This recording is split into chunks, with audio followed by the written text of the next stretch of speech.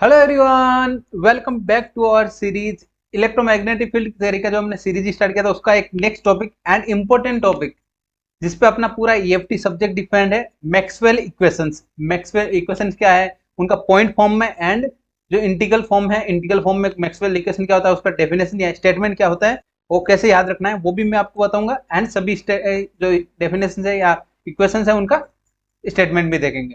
ठीक है, तो जो भी है चैनल पे न्यू है, चैनल को पहले आप सब्सक्राइब कर लीजिए। और जो प्रीवियस वीडियोज है जो है जिसमें हमने बायोसॉट लो, एम्पियर लो जो डिफाइन किया है, कंप्लीट किया है, वो आपको चैनल पे प्लेलिस्ट में मिल जाएगा। Electromagnetic field theory subject playlist मिल जाएगा।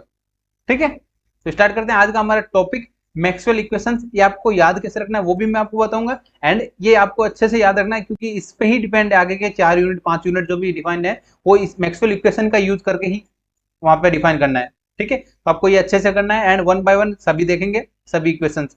पहले इंटीग्रल फॉर्म देखेंगे, देन अपन देखेंगे डिफरेंशियल फॉर्म। ठीक है, यस।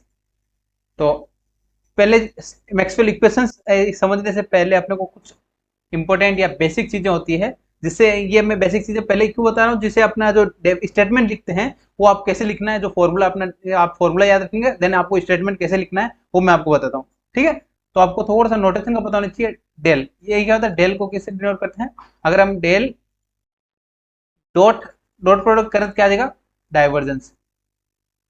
डाइवर्जेंस क्या होता है, डाइवर्जेंस से डिनोट करते हैं डेल को। देन डेल क्रॉस, अगर हम क्रॉस कर रहे हैं कुछ भी तो क्या आ जाएगा, यहाँ पे डेल के साथ में क्रॉस प्रोडक्ट है, क्या आ जाएगा अपना कर्ल। ठीक है, एंड अगर अपना इंटीग्रल डीएल मिल रहा है, डीएल मिल रहा है मतलब क्या आ जाएगा, line integral. Line integral, integral and integration of DS, या डीएस मतलब क्या आ जाएगा, सरफेस इंटीग्रल। क्या आ जाएगा, सरफेस इंटीग्रल, इंटीग्रल। ठीक है, देन अगर हमारा डीवी आ जाए तो क्या आ जाएगा, वॉल्यूम इंटीग्रल, वॉल्यूम इंटीग्रल। ठीक है, ये कुछ पॉइंट्स थे, वो आपको पता होनी चाहिए कि क्या होता है इनका नोटेशन का मतलब क्या होता है। अगर डेल के साथ यानी ग्रेडियंट के साथ हमारे डॉट प्रोडक्ट कर रहे हैं तो वो जाता है डाइवर्जेंस, एंड ग्रेडियंट के साथ अगर क्रॉस प्रोडक्ट कर रहे हैं तो क्या जाएगा, कर्ल। उसको रीड कैसे करते हैं, कर्ल पढ़ते हैं। ठीक है, इंटीग्रेशन ऑफ डीएल यानी डीएल के साथ में लेंथ के साथ इंटीग्रल कर रहे हैं तो क्या जाएगा, लाइन इंटीग्रल हो जाएगा। एंड डीएस यानी सरफेस का कर रहे हैं इंटीग्रल तो क्या जाएगा, सरफेस इंटीग्रल। ठीक है, डीवी के साथ वॉल्यूम इंटीग्रल। ये आपको अच्छे से समझ में आ गया। देन आपको अब कोई भी इक्वेशन जो भी आपको मैक्सवेल इक्वेशन है उनका जो आप डेफिनेशन या जो भी स्टेटमेंट होता है वो आप इजीली लिख पाएंगे। ठीक है, तो फर्स्ट देखेंगे Maxwell equation for static field in integral form, integral form and then पढ़ेंगे on point and differential form. ठीक है, यस। फर्स्ट देख लेते हैं, फर्स्ट इक्वेशन क्या बोलता है। आपको स्टेटमेंट से पहले आपको ये जो फॉर्मूला होता है या फाइनल आंसर होता है वो आपको पता होना चाहिए। क्या होता है फर्स्ट इंटीग्रल का formula, integration D into D क्या होता है, मैग्नेटिक फील्ड डेंसिटी। ठीक है, into DS is equal to rho V. Rho V क्या होता है, वॉल्यूम या volume charge density. Volume charge density वो हमने लास्ट लेक्चर्स में कंप्लीट कर लिया था, वो चैनल पे आपको मिल जाएंगे जहां चार्ज डिस्ट्रीब्यूशन देखा था। ठीक है, तो रो वी नोटेशन आपको पता है कि वॉल्यूम चार्ज डेंसिटी होता है। एंड इंटीग्रेशन डी क्या होता है अपना, डी क्या होता है अपना, electrical charge, electrical field density. Electrical field density को हम डी से डिनोट करते हैं, इलेक्ट्रिकल फील्ड इंटेंसिटी को ई से डिनोट करते हैं। ये आपको नोटेशन पता होना चाहिए। एंड इंटीग्रेशन ऑफ डीएस, यहाँ पे डीएस के साथ में मैंने अभी लास्ट स्लाइड पे बताया था, डीएस का मतलब क्या होता है, सरफेस इंटीग्रल। एंड यहाँ पे क्या जाएगा, डीवी है, डीवी मतलब क्या जाएगा, वॉल्यूम इंटीग्रल। अब इसको रीड कैसे करना है, यहाँ पे लेफ्ट साइड से पढ़ते हैं, लेफ्ट साइड से पढ़ना स्टार्ट करते हैं। क्या जाएगा, surface integral of electrical field density is equal to क्या जाएगा, रो भी क्या आता है, वॉल्यूम चार्ज डेंसिटी। क्या जाएगा, volume integral of volume charge density. तो यही यहाँ पे आप देख सकते हैं कि इससे डिनोट करते हैं गॉस डाइवर्जेंस। जो गॉस लॉ हमने पढ़ा था, गॉस लॉ के अकॉर्डिंग अपनी ये डिफाइन करते हैं, इक्वेशन फाइंड करते हैं। आपको यहाँ इसका डेरिवेशन नहीं करना है, आपको जस्ट पता होनी चाहिए मैक्सवेल इक्वेशन क्या होता है। ठीक है, क्या जाएगा, यहाँ पे स्टेटमेंट देख सकते हैं, मैंने जो भी बोला है वो आप यहाँ पे लिख सकते हैं। The surface integral of electrical field density and D is measured over a close path, यानी क्लोज सरफेस के अकॉर्डिंग मेजर कर रहे हैं, is equal to the volume integral of volume charge density. क्या जाएगा, इंटीग्रेशन ऑफ डीवी मतलब volume integral of volume charge यानी rho V, volume charge density. ठीक है, ये हमारा फर्स्ट इक्वेशन हो गया। इंटीग्रेशन है मतलब इंटीग्रल फॉर्म है, एंड डिफरेंशियल होगा मतलब क्या जाएगा, डेल या डो अपन डॉटी। ठीक है, ये हमारा फर्स्ट इक्वेशन हो गया मैक्सवेल का। आई होप आपको समझ में आ गया होगा कैसे आपको स्टेटमेंट लिखना है। ठीक है, सेकंड इक्वेशन देख लेते हैं हम। सेकंड इक्वेशन क्या है, यस, सेकंड इक्वेशन ने क्या आएगा, पहले इक्वेशन कहां से डिराइव हो रही है, लॉ ऑफ कन्वर्जन किसके हेल्प से डिराइव करते हैं, लॉ ऑफ कंजर्वेशन, यानी किसके फील्ड, इलेक्ट्रिकल फील्ड कंजर्वेशन के फॉर्म, यानी इलेक्ट्रिकल फील्ड स्टार्ट हो रहा है तो अपना एंड भी उसी लूप में होगा। तो क्या आ जाएगा यहाँ पे line integral E into DL, क्या आ जाएगा line integral of electrical field intensity is equals to 0। यहाँ पे क्या अराउंड ए क्लोज पाथ, यानी ये सिंबल किसको डिनोट करते हैं, क्लोज पाथ। अगर यहाँ पे डीएल है तो यहाँ पे सर्कल आ जाएगा, अगर सर्कल के साथ डीएल आ रहा है तो क्या जाएगा पाथ हो जाएगा, एंड अगर डीएस आता है यानी सरफेस हो जाए तो क्या जाएगा क्लोज सरफेस। ठीक है, डीएस मतलब क्या जाएगा सरफेस, एंड इक्वल्स टू क्या जाएगा 0। आई होप ये आपको क्लियर हो गया होगा। किसे रीड करना है वो भी मैंने आपको बता दिया, आपको ये फॉर्मूला याद रखना है एंड आप स्टेटमेंट इजीली लिख पाएंगे। ठीक है, नेक्स्ट देखते हैं अपना equation number 3 for Maxwell equation in integral form. ठीक है, थर्ड इक्वेशन क्या है अपना, यस यहाँ पे देखिए H इंटू डीएल, एच क्या होता है magnetic field intensity, then J क्या होता है अपना यहाँ पे करंट डेंसिटी, J क्या होता है करंट डेंसिटी। ये हमने डिराइव करके ऑलरेडी देखे, ये नोटेशन हमने यूज कर चुके हैं। ठीक है, जो आपको प्ले लिस्ट में मिल जाएंगे, वहां पे अलग अलग क्वेश्चन से अलग अलग टॉपिक्स में हमने यूज किया है। ठीक है, यस क्या देगा line integral of magnetic field intensity is equals to DS, मतलब क्या surface integral, surface integral of current density in a या ओवर ए क्लोज सरफेस, या क्लोज सरफेस यहाँ डीएस है तो इसलिए क्या आ गया क्लोज सरफेस।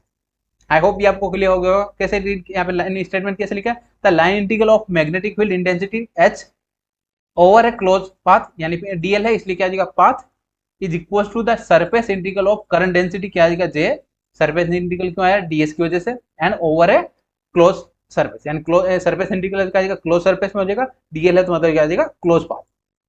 आई होप ये आपको क्लियर होगा होगा। इक्वेशन नंबर 3 हमने देख लिया है, इक्वेशन नंबर 3 कैसे लिखना है वो डेफिनेशन मैंने आपने बता दिया, आपको स्टेटमेंट कैसे करना है, एंड ये किससे हेल्प से डिराइव करते हैं, एम्पियर सर्किटेड लॉ के एक्सटेंशन की वजह से। ठीक है, उनकी हेल्प से अपने को डिराइव करना है।